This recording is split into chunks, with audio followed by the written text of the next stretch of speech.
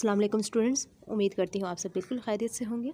जी students, अगर आप मेरे चैनल पे न्यू हैं तो प्लीज़ चैनल को सब्सक्राइब कीजिएगा, वीडियो को लाइक कीजिएगा और अपने ग्रुप में और अपने दोस्तों के साथ, अपने फेलोज़ के साथ जो इको 402 के स्टूडेंट्स हैं उनके साथ जो है ये वीडियो ज़रूर शेयर कीजिएगा ताकि आपके साथ साथ उनकी भी हेल्प हो सके। क्योंकि आज मैं आपको वो तमाम important quizzes and short questions and long questions आपसे डिस्कस करूँगी, आपसे शेयर करूँगी, आपको बताऊँगी, मेंशन करूँगी चीज़ें। तो मेरे साथ रहिएगा एंड तक ताकि आपको एक एक क्विज़ एक एक शॉर्ट एक एक लॉन्ग क्वेश्चन आपको समझ आए, आपको जो है वो मैं बता सकूं कि आपके क्या क्या है और आपको वो पता होने चाहिए और आप वो अच्छे से याद कीजिएगा। इंशाल्लाह आपका जो है वो 100% पेपर इसी में से आएगा। ठीक हो गया। और स्टूडेंट्स, मेरे इस चैनल पे आपको मिलेंगे करंट पेपर्स विद सॉल्यूशंस और इसके अलावा आपको अगर असाइनमेंट चाहिए, कोई क्विज़ से चीज़ चाहिए या फिर आपको जीडीबी चाहिए तो आप मुझे कमेंट में बताइएगा। इंशाल्लाह मैं आपसे इकोनॉमिक्स से रिलेटेड, मैथमेटिक्स से रिलेटेड चीज़ें जो हैं वो या स्टैट से जो रिलेटेड चीज़ें होंगी मैं आपसे शेयर करूँगी। ठीक हो गया। चलें, सबसे पहले स्टूडेंट्स आपके पास आ जाता है, हम सब पहला लेसन नंबर 1 जो है वो उसमें है मार्केट्स एंड प्राइसेस के बारे में।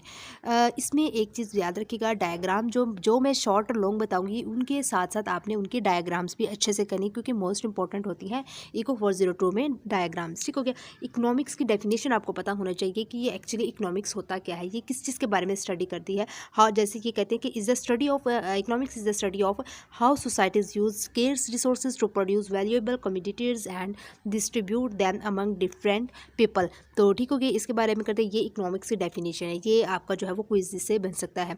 इसके बाद आपको एक आता है micro economics with macro economics. ठीक हो गया। अब एक्चुअली हम इको 402 में क्या पढ़ रहे हैं, माइक्रो इकोनॉमिक्स को पढ़ रहे हैं। ठीक है, रीड कर रहे हैं।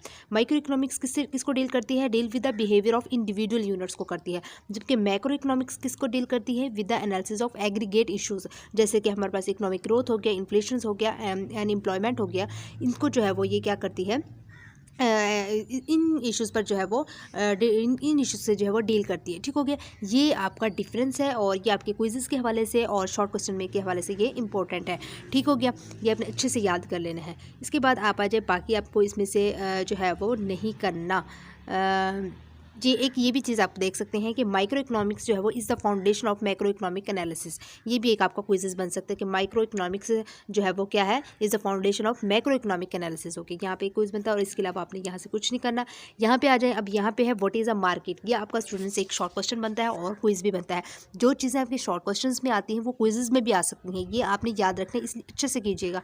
Market is a geographically defined area, this product तक आपके इसकी जो है ये एक मार्केट है। और इंडस्ट्रीज़ क्या होते हैं, industries are the supply side of market. ये आपका जो है वो मार्केट और विद इंडस्ट्रीज़ के में डिफरेंस है।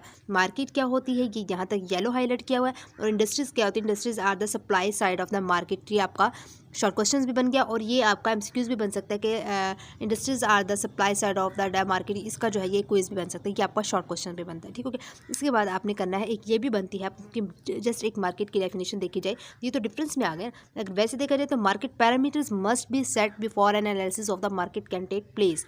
पैरामीटर्स मस्ट बी पैरामीटर्स, ये आपका एक क्विज बनता है। इसके बाद आर्बिट्रेज क्या होता है, buying a product at a low price in one location and selling at a high price in another is called arbitrage. ठीक हो गया, ये आपका एक क्विज बनता है। इसके बाद आप स्टूडेंट्स ये देख लें, मार्केट प्राइस की जो है ये देख सकते हैं कि competitive markets establish one price और नॉन कम्पिटेटिव में क्या होता है, मार्केट्स में set many prices for the same product. आपके जो मार्केट प्राइस है ना उसमें एक कम्पिटेटिव मार्केट्स होता है, एक नॉन कम्पिटेटिव मार्केट्स होता है। ठीक हो गया, ये दो चीज़ें आपने याद रखने के, मार्केट प्राइस में क्या होता है, एक कम्पिटेटिव मार्केट्स, दूसरा नॉन कम्पिटेटिव मार्केट्स। ठीक हो गया, ये आपका क्विज बन सकता है।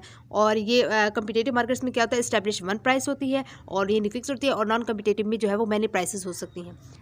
ठीक हो गया। इसके बाद आप इधर आ जाए, लेसन नंबर जो है वो 2 पे आ जाए, जो इसमें हमारे पास मार्केट एंड प्राइसेस को कंटिन्यू किया हुआ है। क्योंकि यहाँ पे economics with another resources, economics is the study of the choices made by people who are faced with scarcity, ये बन गया। और scarcity is a situation, scarcity क्या होती है, ये आपका is a situation in which resources are limited but can use in different ways, so one good or service must B sacrificed for another. ये आपका एक शॉर्ट क्वेश्चन एंड क्विजेस के हवाले से इंपॉर्टेंट है। और इसके अलावा जो मोस्ट इंपॉर्टेंट है, फैक्टर्स ऑफ प्रोडक्शन, ये आपका स्टूडेंट्स शॉर्ट क्वेश्चन में भी पूछा जा सकता है और लॉन्ग क्वेश्चन में भी पूछा जा सकता है। ये 5 तरह के हैं, एक नेचुरल सोर्स हो गया, लेबर हो गया, फिजिकल कैपिटल हो गया, ह्यूमन कैपिटल हो गया और इंटरप्रीनियरशिप हो गया। ये आपके शॉर्ट में भी कोई 3 पूछ सकते हैं, 2 पूछ सकते हैं और लॉन्ग में भी आपके 5 भी पूछ सकते हैं। ठीक है, ये मोस्ट इंपॉर्टेंट, बहुत अच्छे तरीके से आपने इसको रट लेना है।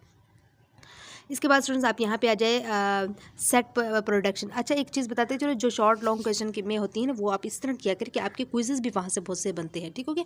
ये चीज़ें आपने बहुत ही ध्यान से करने की होती है। अच्छा द प्रोडक्शन जो पॉसिबिलिटीज़ फ्रंटियर है, यानी PPF जो है, ये क्या होता है, व्हाट इज़ PPF, तो आपने ये सारे इसके बारे में डिटेल लिखनी होगी विद डायग्राम, ठीक हो गया। और ये आपका शॉर्ट में भी पूछ सकता है, लॉन्ग में भी, ये भी मोस्ट इंपॉर्टेंट क्वेश्चन है। और यहाँ से एक इकोनॉमिक क्विज बनता है कि द PPF कर्व शोज किसको करती है, possible combinations of goods and services available to an economy को, ठीक हो गया। ये क्विज भी बन रहा है, ये आपने पूरा भी याद करना है यहाँ तक का विद डायग्राम, ठीक हो गया।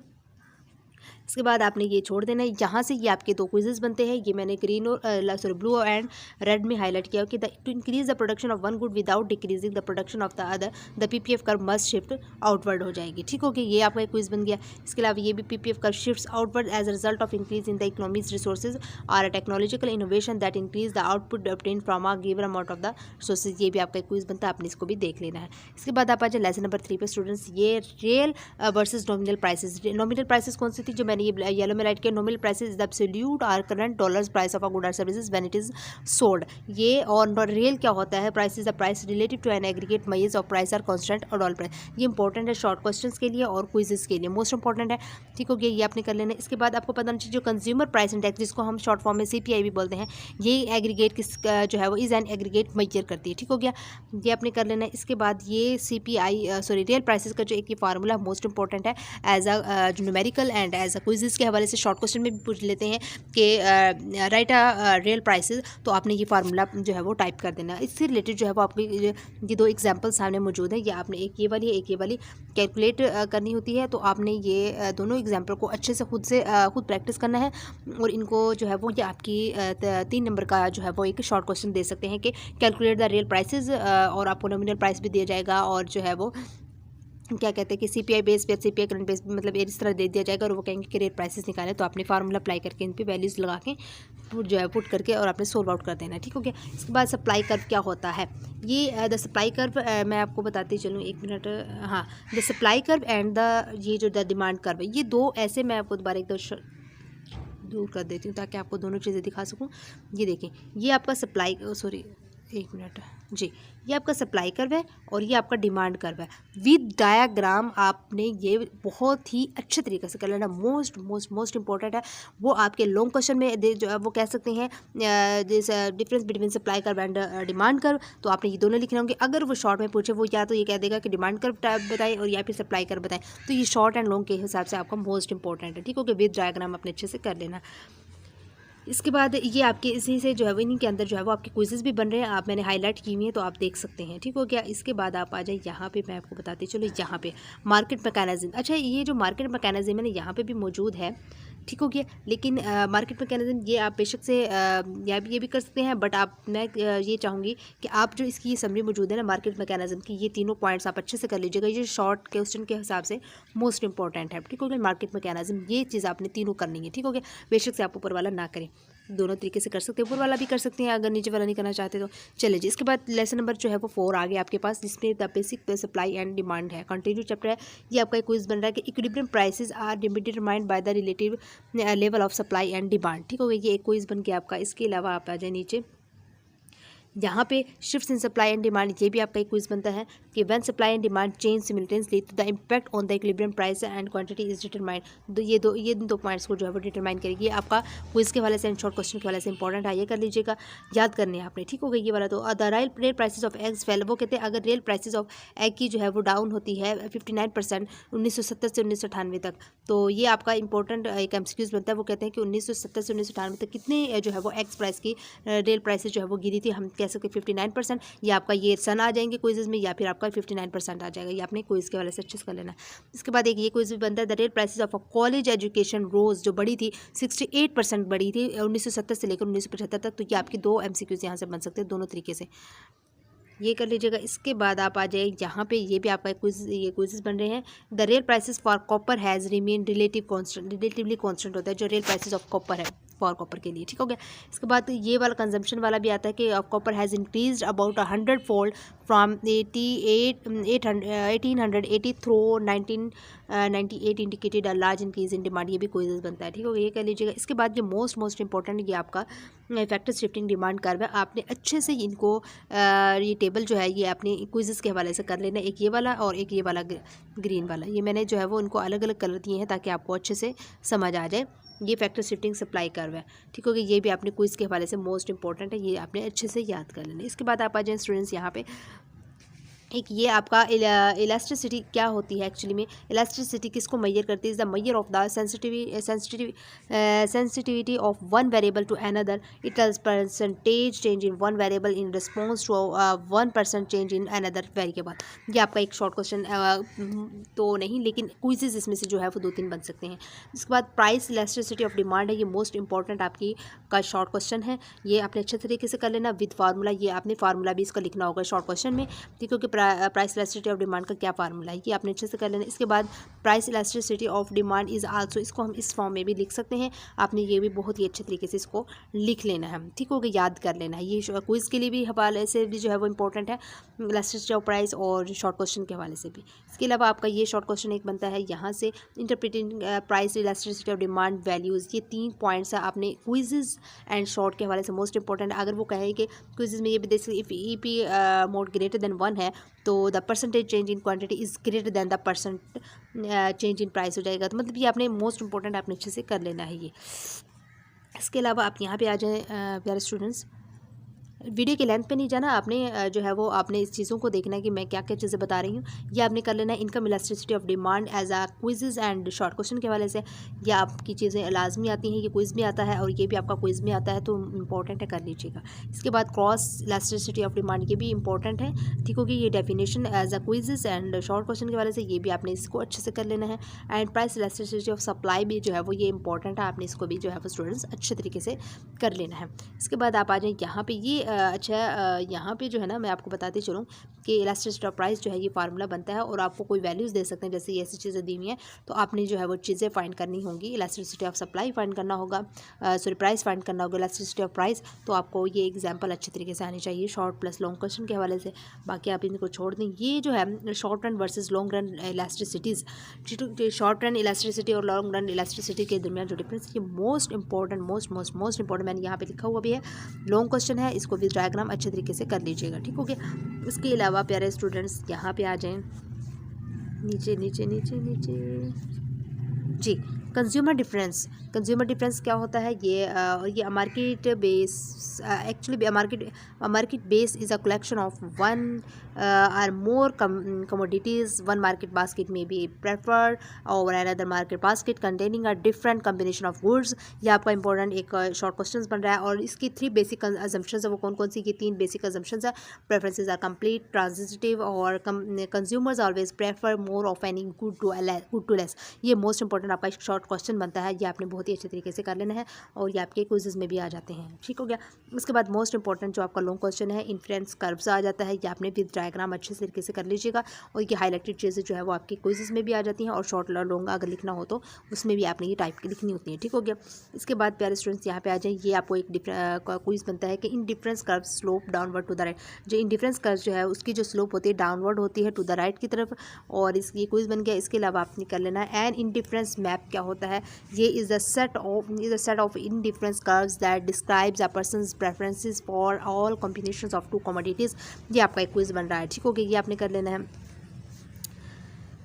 चलें जी, ये छोटी छोटी जो डेफिनेशंस होती हैं आपने ज़बानी याद कर लेनी है। ये आपके शॉर्ट क्वेश्चंस में आ जाती है, शॉर्ट में नहीं आती तो फिर आपकी क्विज़ेस में तो मस्ट आ जाती हैं, ठीक हो गया। छोटी छोटी डेफिनेशन जो होती हैं, ये मार्जिनल रेट ऑफ सब्स्टिट्यूशन से students, marginal rate of substitution का शॉर्ट फॉर्म क्या होता है? MRS होता है, जो कि quantifies the amount of one good a consumer will give up to obtain more of one another. और ये किसको मेजर करता है? Slope of the indifference curve को। ये 2-3 शॉर्ट क्वेश्चन आपके क्विज़ेस बन रहे हैं, ये वाला बन रहा है, ये वाला बन रहा है, ठीक होगी कि आपने कर लेना है। इसके अलावा प्यारे स्टूडेंट्स यहाँ पे आ जाएं आप, अच्छा, वीडियो को शेयर लाइक ज़रूर कीजिएगा और सब्सक्राइब मेरे चैनल को ज़रूर करें। आपकी सपोर्ट से ही जो है वो मुझे मज़ीद जो है वो क्या कहते हैं कि मेरी हौसला अफजाई होती है और मेरा दिल करता है कि मैं मज़ीद आपके लिए अच्छे से अच्छा प्रोडक्ट, अच्छे से अच्छा मटेरियल आपको प्रोवाइड करूँ ताकि आपका अच्छे से JP आए। तो प्लीज़ जो है वो मेरी इतनी मेहनत का एक सिला तो मुझे जो है वो चैनल को सब्सक्राइब करके ज़रूर दीजिएगा।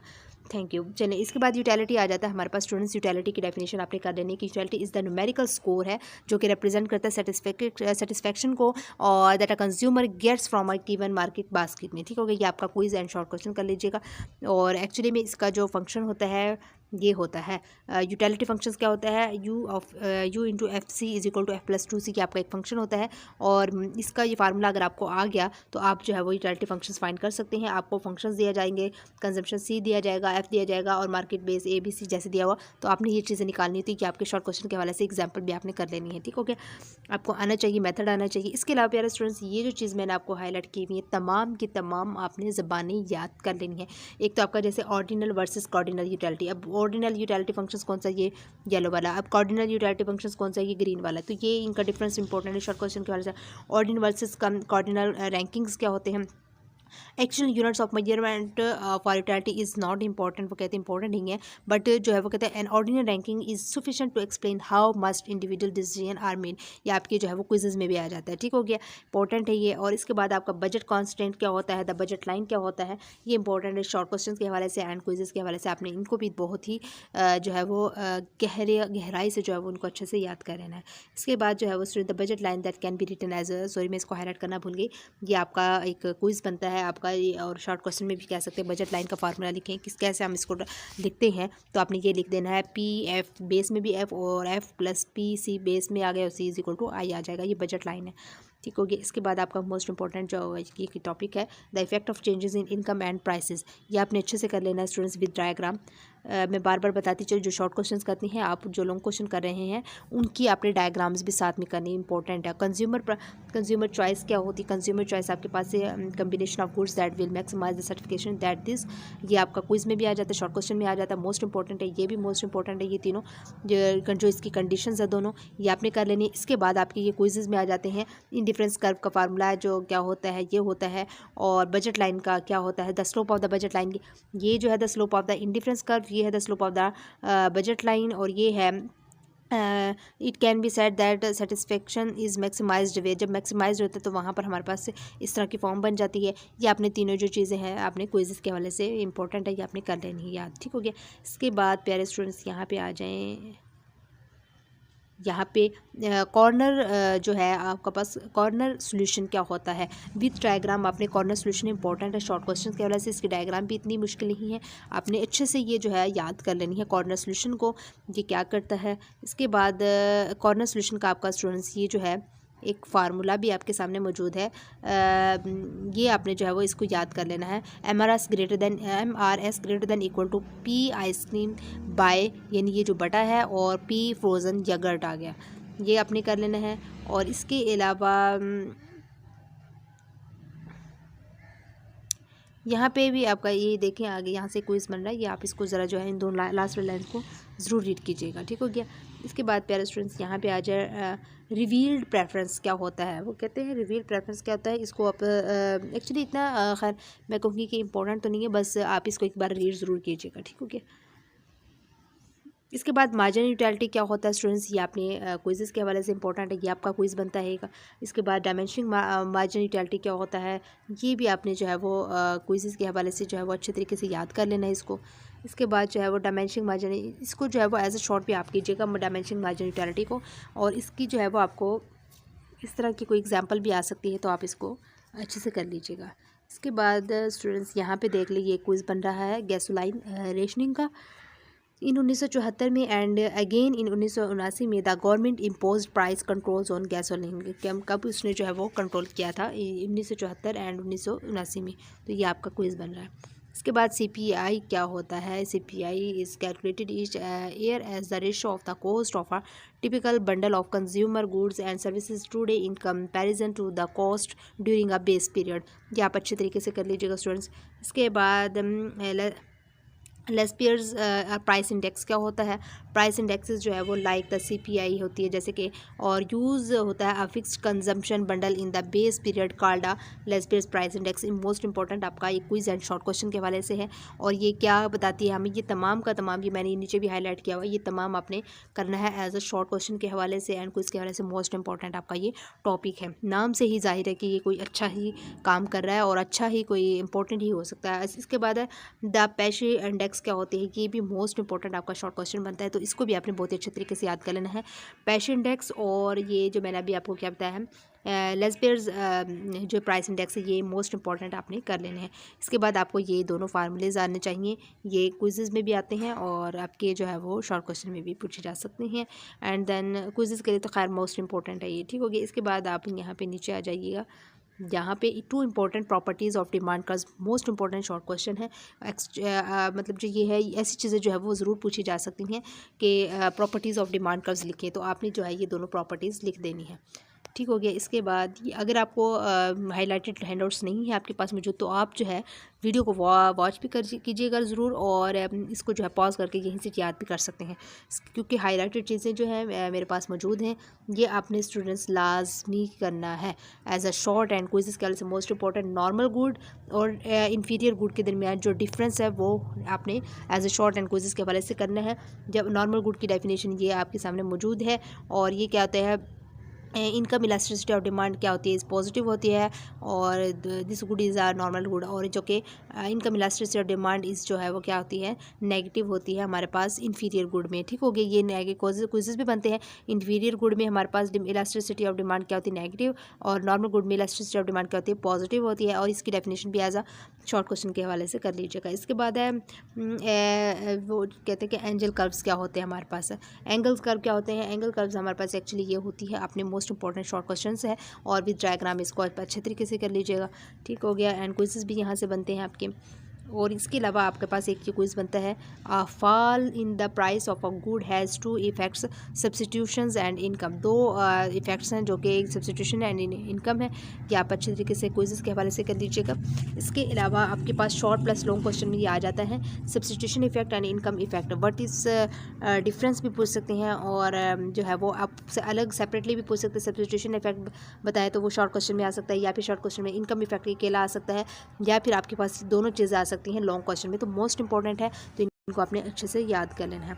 इसके अलावा आप आ जाएँ स्टूडेंट्स यहाँ पे, इलास्टिसिटी ऑफ डिमांड क्या होता है, ये मैंने आपको पहले भी बताया था। अगेन आपको रिकॉल वो क्या हुआ उन्होंने, और इसका फार्मूला भी आपने अच्छे से याद करना है शॉर्ट क्वेश्चन एंड एमसीक्यूज़ के हवाले से। और प्राइस इलास्टिसिटी ऑफ डिमांड जो है आपका पास, ये भी एक चीज़ बनती है, ये भी आपने अच्छे से कर लेनी है। ये actually point elasticity measures elasticity at a point on the demand curve, और इसका फार्मूला क्या हमारे पास ये है, ये आपने ध्यान से करना है, ठीक होगी। इसके अलावा प्यारे students, arc elasticity of demand, अच्छा इट्स फार्मूला ये रहा, arc elasticity of demand, arc elasticity calculates elasticity over a range of prices, ठीक होगी। इसका फार्मूला क्या है हमारे पास, ये याद कर लेना है। आपके पास पी क्या होता है, एवरेज प्राइस, और क्यू क्या होता है, द एवरेज क्वांटिटी, ठीक होगा। पी द एवरेज प्राइस और क्यू द एवरेज क्वांटिटी है, ये क्विज बनता है। और यहाँ से आपको एक एग्जांपल दे सकते हैं, फार्मूला आपको याद होना चाहिए। आपको पी भी दिया जाएगा, क्यू भी दिया जाएगा, तो आपने फार्मूले में अप्लाई कर देना, और आपकी जो है वो इलास्टिसिटी ऑफ डिमांड निकलाएगा, ठीक हो गया। इसके बाद आपके कंज्यूमर जो है आपके पास सरप्लसेस, ये आपने अच्छे तरीके से कर लेना है क्विज़ेस के हवाले से, ठीक हो गया।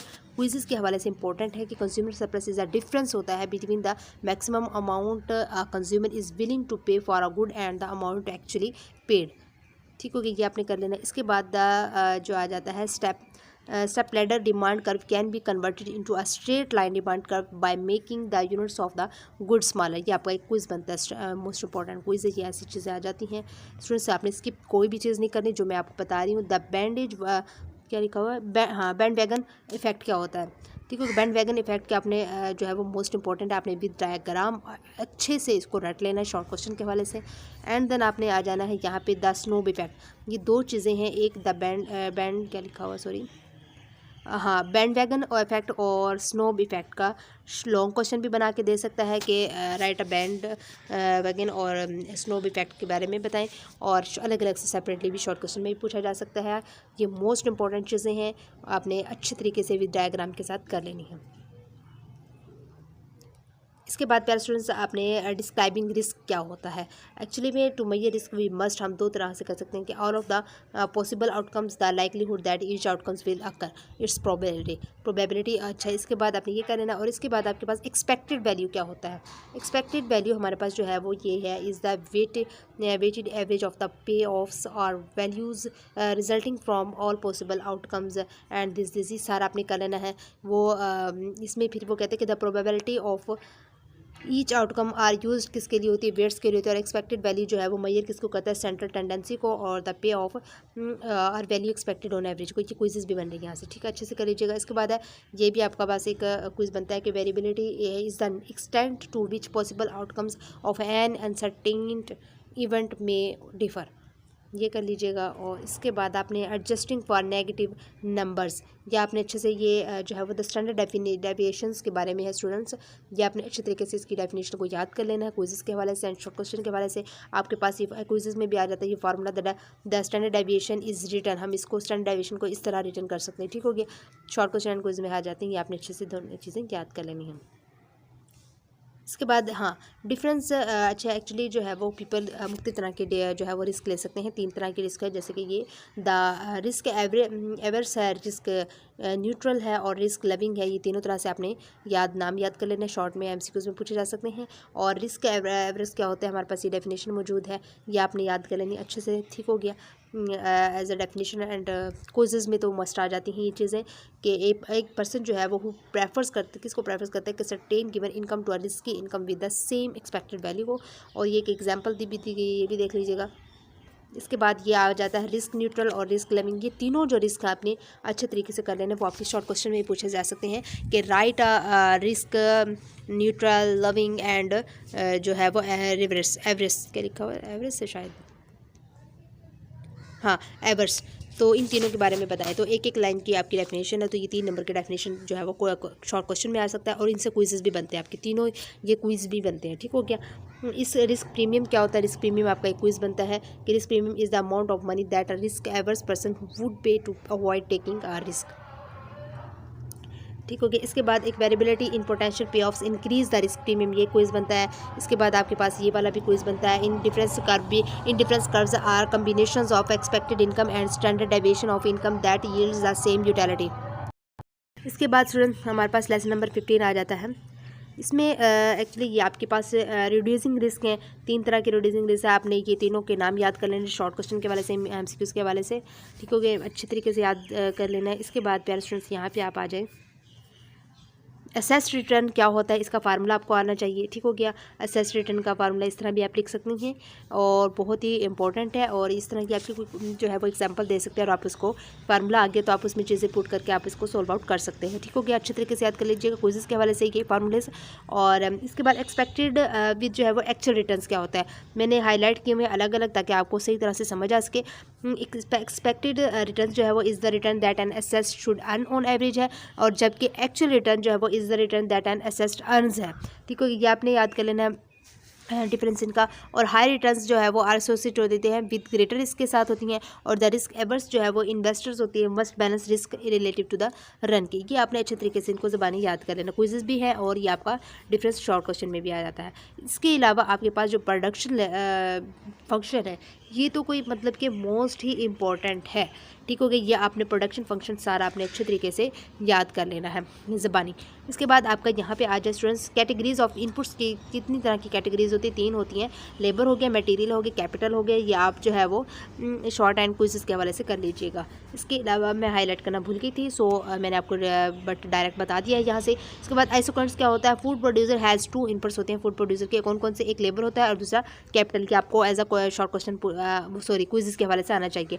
इसके बाद इसके ऑब्जर्वेशंस भी आप एक दफ़ा रीड कर लीजिएगा एज अ क्विज़ेस के हवाले से। जब हमारे पास किसी भी लेवल का, जब हम फॉर एनी लेवल ऑफ के हो तो output increases with more L हो जाएगी, और एनी लेवल ऑफ एल होगा तो आउटपुट इंक्रीज विद मोर के हो जाएगी, और various combination of inputs produce the same output हो जाएगा, ठीक हो गया। और ये आपको पता होना चाहिए कि एक ये क्विज बनता है कि आइसोक्रोनस जो है वो कर्व शो किसको करती है, all possible combinations of inputs that yields the same output production function for food. ये आपका एक क्विज बनता है, ठीक हो गया, इंपॉर्टेंट क्विज बनता है। मैं इसको भी हाईलाइट करना भूल गई थी। सो बट बता दी मैंने आपको एक चीज़, और मैंने आपको पहले भी बताई थी, शॉर्ट रन और लॉन्ग रन का जो डिफरेंस होता है मोस्ट इंपॉर्टेंट होता है वो इलास्टिसिटी में था जो मैंने ऊपर बताया। लेकिन ये जो है वो आपका देख सकते हैं short run and long run, ये भी आपने डिफरेंस जो है वो इनका दोनों अच्छे तरीके से ज़बानी याद कर लीजिएगा। अगर आपका इलास्टिसिटी में शॉर्ट रन लॉन्ग रन पूछा जाए तो आपने ऊपर वाला बताना है, और अगर जस्ट सिंपल पूछा जाए कि short run with long run बताइएगा तो आपने ये वाला फ़र्क लिख देना, ठीक हो गया।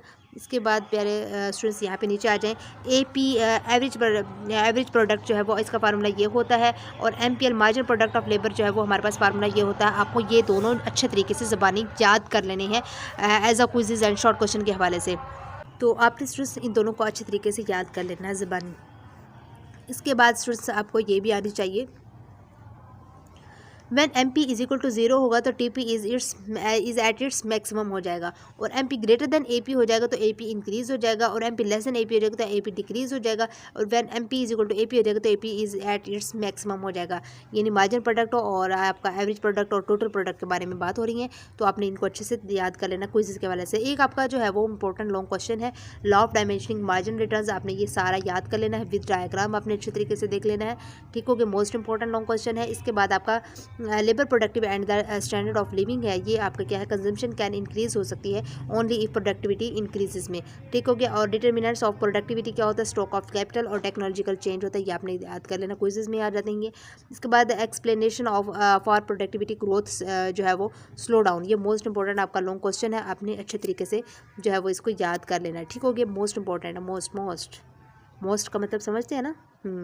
चलें, इसके बाद प्यारे स्टूडेंट्स यहाँ पे आप आ जाए, dimension margin rate of substitution, ये भी आपको मोस्ट इंपॉर्टेंट एक जो है वो शॉर्ट में पूछ लेंगे या लॉन्ग में, देख सकते हैं आप, ये कर लीजिएगा, इसको अच्छे तरीके से रीड कीजिएगा। और इसके बाद MRTS जो है मार्जिनल रिटर्न्स वाला, तो ये आपका एक जो है वो क्विज़ बनता है। ये मैं अच्छा एक्चुअली आपको बता सकती हूँ, ये भी और ये भी आपका दोनों एक ही चीज़ है, बट ये आपका इन वर्ड्स में आ जाता है, ये इन जो है वो सिंबल्स में आ जाता है। तो आपने दोनों तरीके से इसके फार्मूले के याद कर लेने हैं, उन्हें को याद कर लीजिएगा। और नीचे आ जाएगा MRTS is constant at all points on the isoquants, तो ये आपका एक क्विज़ बनता है, ये कर लीजिएगा। इसके अलावा स्टूडेंट्स यहाँ पे नीचे आ जाए जी, ये आप देख लीजिएगा कि इफ़ MRTS लेस देन 1 हो तो they for the cost of labour must be less than capital in order for the former substitute labour for capital, तो ये आपका एक क्विज़ बनता है, मोस्ट इंपॉर्टेंट, ये कर लीजिएगा। इसके अलावा आप यहाँ पे आ जाए स्टूडेंट्स, आउटपुट जो है वो डबल्स हो तो when all inputs are double, जब तमाम इनपुट्स डबल होंगी तो आउटपुट्स भी हमारे पे क्या हो जाएगी, डबल हो जाएगी, क्विज़ बन गया। इसके बाद आपका यहाँ पे आ जाए, आउटपुट्स अगर लेस देन डबल्स हो, डबल से यानी लेस देन हो, तो when all inputs are double, जब हमारे पास ये होती है इस तरीके जो है डिक्रीजिंग रिटर्न्स टू स्केल में ये होता है। ये तो हो गया ना, कांस्टेंट रिटर्न्स टू स्केल में क्या होता है, आउटपुट डबल्स होंगी जब तमाम इनपुट्स डबल होंगी, जबकि डिक्रीजिंग रिटर्न्स टू स्केल में क्या होगा, आउटपुट लेस देन डबल्स होंगी, तो व्हेन ऑल जब हमारे तमाम इनपुट्स जो है वो डबल हो तो, ठीक हो गया। इसके बाद आपने वो क्विज़ेज़ थे, और यहाँ पे 18 पे आ जाएं, इंट्रोडक्शन, तो ये आपको जो है वो प्रोडक्शन टेक्नोलॉजी जो है मेजर करता है relationship between input and output के दरमियान, ये आपका एक क्विज़ बनता है, ठीक हो गया। इसके बाद आपका accounting cost with economic costs है, ये दोनों मैंने आपको हाईलाइट किए हैं शॉर्ट क्वेश्चन एंड क्विज़ेज़ के वजह से इंपॉर्टेंट है। अपॉर्चुनिटी कॉस्ट क्या होता है, संक कॉस्ट क्या होता है, डिफरेंस आ सकता है इन दोनों का भी आपका शॉर्ट क्वेश्चन में, तो मोस्ट इंपॉर्टेंट है, बहुत ही अच्छी तरीके से कर लीजिएगा। क्विज़ेज़ के हवाले से भी इंपॉर्टेंट है ये वाले, और फिक्स्ड एंड वेरिएबल कॉस्ट्स क्या होती है, ये भी आप क्विज़ेज़ के हवाले से कीजिएगा। और टोटल कॉस्ट का फार्मूला क्या होता है, fix cost plus variable cost के बराबर होता है, तो ये आपने क्विज़ के हवाले से कर लीजिएगा। इसके अलावा आपका ये भी क्विज़ बनता है, MC क्या होता है, यानी मार्जिनल कॉस्ट क्या होता है, ATC यानी कि एवरेज टोटल कॉस्ट क्या होती है, ATC जो है वो एवरेज टोटल कॉस्ट एक ये भी होती है आपके पास। तो आपने ये सारी इनकी जो स्टेटमेंट है ये भी रीड कीजिएगा और अच्छे तरीके से क्विज़ के हवाले से। और देन ये जो एग्जांपल दी हुई है आप इसको भी अच्छे तरीके से खुद लिख के देखिएगा, अपने हाथ से जो है वो प्रैक्टिस कीजिएगा, इंशाल्लाह आपका जो है वो पेपर बहुत अच्छा होगा। तमाम वो चीज़ें जो इंपॉर्टेंट थी मैंने आपसे जो है वो शेयर की हैं स्टूडेंट्स। एक ये भी आपने जो है वो देख लेना है कि आपके क्विज़ में आ जाती हैं। AFC falls continuously. जब हमारे पास MC लेस देन ABC और MC लेस देन ATC हो तो ABC एंड ATC क्या हो जाएगा, डिक्रीज़ हो जाएगा। और जब हमारे पास MC ग्रेटर देन ABC और MC ग्रेटर देन ATC हो तो एवरेज ABC एंड ATC जो है वो क्या हो जाएगा, इंक्रीज़। और MC is equal to ABC and ATC at minimum ABC and ATC हो जाएगा। और ये सारे क्विजेस बन रहे हैं इंपॉर्टेंट, आपने इनको भी जो है वो अच्छे तरीके से कर लेना है। तो जी तो स्टूडेंट्स, ये थी आपके 18 लेसन की जो है वो मिड टर्म की preparation video. I hope so आपको वीडियो पसंद आई होगी और आपको इंशाल्लाह इससे बहुत ज़्यादा फ़ायदा होने वाला है। तो इसलिए मेरे चैनल को सब्सक्राइब कीजिएगा, क्योंकि हर चीज़ का कोई, वो कहते हैं ना कि एक्शन का रिएक्शन होता है, मेहनत का सिला होता है। तो मेरी मेहनत का सिला ये है कि आप मेरी चैनल को सब्सक्राइब कीजिए, वीडियो को लाइक ज़रूर कीजिएगा, दुआओं में याद रखिएगा। इंशाल्लाह मैं आपको इसी तरह अच्छे से अच्छा मटेरियल प्रोवाइड करती रहूँगी। सो नेक्स्ट वीडियो तक जो है वो मुझे इजाज़त दीजिएगा। Thank you so much and Allah हाफिज़।